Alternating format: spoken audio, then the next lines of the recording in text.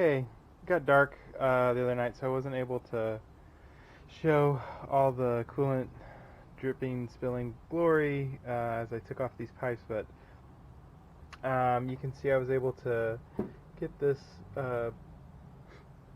bolt loose and able to take this old electric pump out, which is great. Got a replacement for that. This small pipe was down there and was able to release both sides and take that out. This guy was able to release it from here, and where it fit in down there, let's just, so this guy just came off there, and then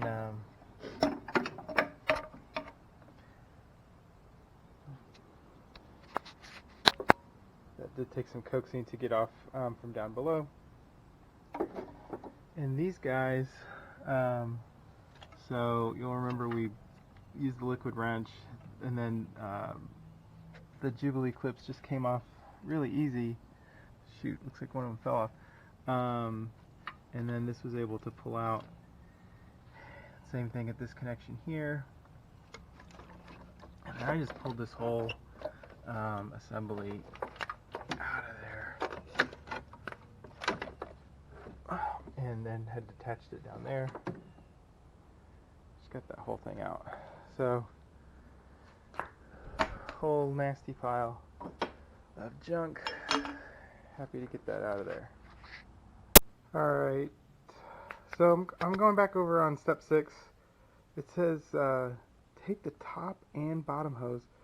I couldn't find anything that's actually labeled top and bottom, so and I got all the stuff out on this right hand side, or I guess car left hand side, and there's still one connected back here, but I don't think I'm going to take it out right now because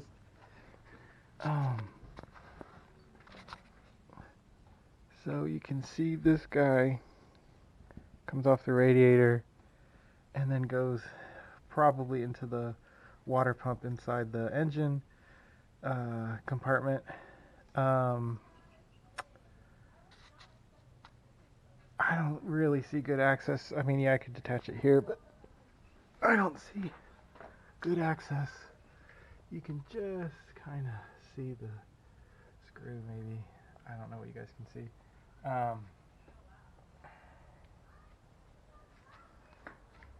Not great access. I'm probably going to take this turbo off anyways, so I think once I start doing that, might give me better access.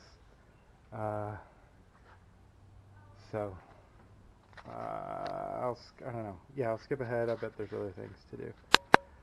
So, looks like we're doing some intake plenum stuff. Actually, you know what? I'm going to start cleaning off this this down pipe. You can see this is all rusted. Where is it? Yeah, this connection. It's horrible. Wow. There we go. So I'm going to clean that stuff off. Keep hitting it with penetrating oil because I know that's going to be a bear to take off. Well, the birds are having fun. These have been coming off with a very satisfying pop, crack. Let's see. There we go. Nice.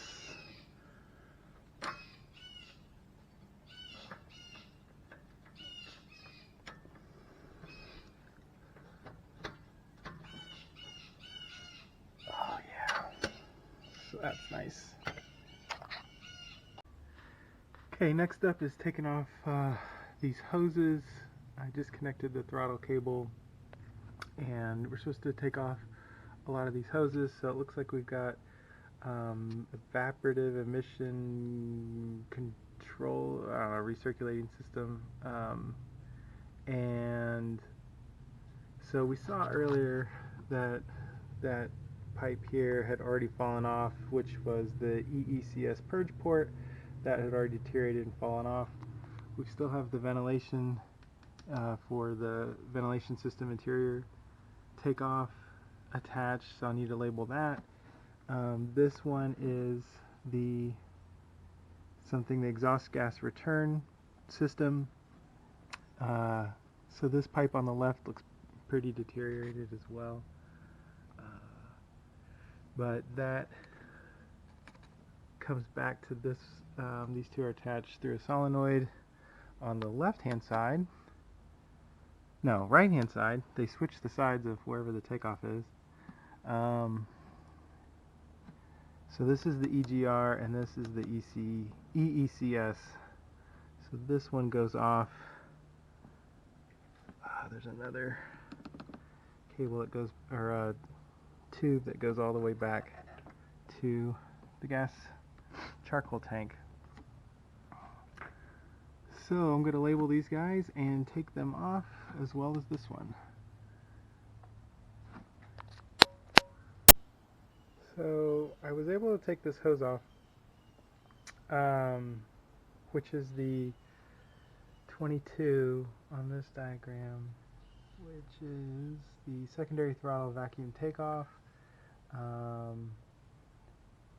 But, well, you can see it's in pretty bad condition. We've got, cracks on it and cracks here. The problem is, one, when I pulled it off the intake plenum, it was loose and this part just came off, so I don't know what that is supposed to be attached to. I was trying to find a loose hose or something, couldn't find anything.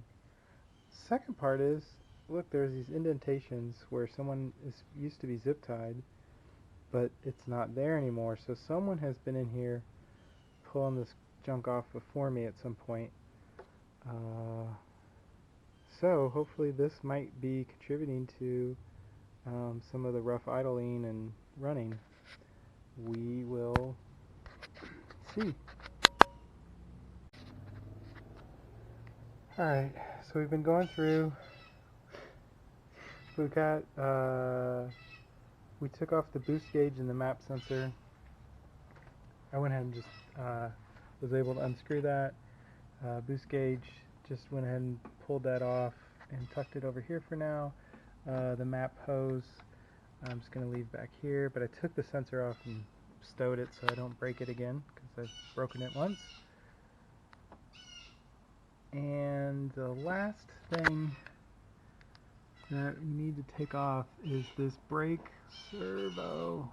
So I gotta get something to loosen that guy up and take that off.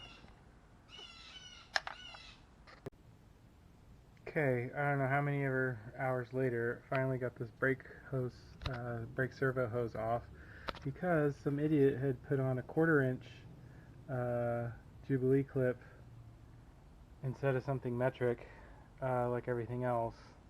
So that's also probably why those zip ties were cut before. But with that, I believe, oh, well, technically I guess I disconnected the throttle cable, but it's not off the housing, so if I want it to actually be free. Okay, one more thing. Okay, so I was able to loosen that, and yeah, just take the nut off a little bit past the cable and then slide it out, put it back on. I'm just going to keep it here. Just put some tape on to kind of hold it in place. This seemed like the good spot for it. So now with that tucked out of the way somewhere, we can say that we are done with step 7.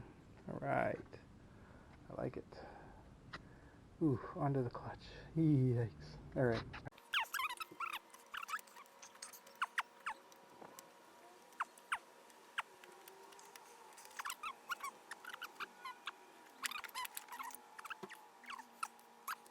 Okay, for this gear shift cable, so it was on with the spring clip and then this thin washer,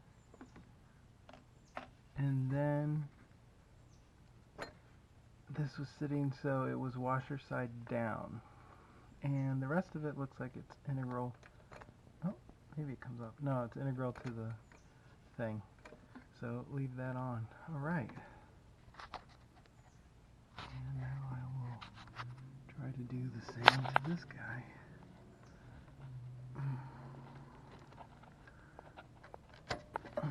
Spring clip. Sorry.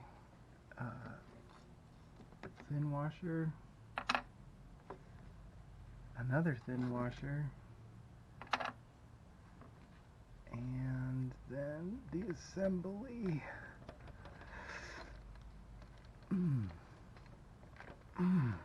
This is on there. Okay.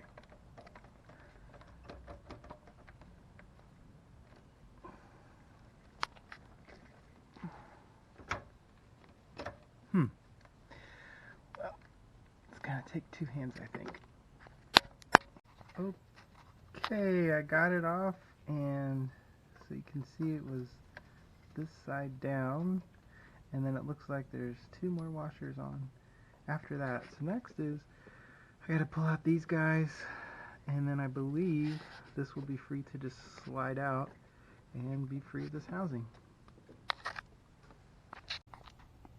I was able to get the circlips off and pull these gear cables back out from here.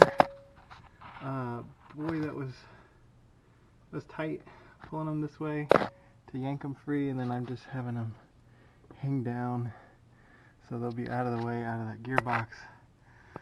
You'll be happy to know that this is still leaking, the power steering. Nothing's really changed there. So just have a bucket of cat litter here, collect all that. And next I'm supposed to get the Speedo cable out, and I don't know if you can see, but there's a nice old wasp's nest down there, so that'll be fun to knock out. Yeah, that's what's next. Well, you can see I got the speedometer cable retaining plate loose. I got that bolt loose. It was an M100 socket in my case, and loosened it up. And then the tips I've heard is keep it screwed in and just rotate the plate out of the way so you don't lose it.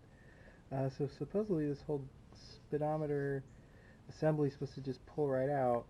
Kind of tight. It wasn't really coming out, so I'm going to try to get at it from below and try to whack it up. Good luck. Alright, I had been trying to unscrew that Speedo cable, but when I went back and read online, everyone says no, once I've removed that plate in the back, I can just pull the whole thing out. So since I'm going to need to refill that anyways, I will attempt to give that a shot. I think I'm going to clean around there first, and then maybe try to pull a string on it. Pull it straight out. Let's see. Okay, finally got it loose. You can see that, but in the end, I was having to leverage from underneath the car with a screwdriver through that hole to put some leverage up on the edges of this thing, and really just kind of working it and putting my hand on there and trying to pull it up from underneath the car, and finally got it free. I'm going to leave it in there for now because I don't really have anywhere to, or any way to plug up that hole, but I know it's loose and I can pull it free when I want to. Next up has been to remove this power steering reservoir. I was able to loosen these hoses. I'm going to try to remove this now. We'll see how that goes. I think it's going to need two hands. Just take off the hoses, they said. Well, I got one loose. I'm also supposed to take off this bracket, so I figured I'd go ahead and start removing that so I can get better access to remove this last guy. It doesn't want to come off. Yeah, so That's always fun. Check back. Haha, success. Yeah, after taking that bracket off, then I could finally get my hand around that hose so that I could put friction and rotate it around. Oh, hello, Mr. Mosquito. Only killed about 10 of you so far today. So finally got that off, which is awesome. That's another step. Done. Halfway there. Alright, here's what I pulled out of there. I mean, from wiping down, you can kind of see some of the gunk. Yeah, this is not in good shape. Nice, well that'll be fun to scoop all that nasty goop out and hopefully improve.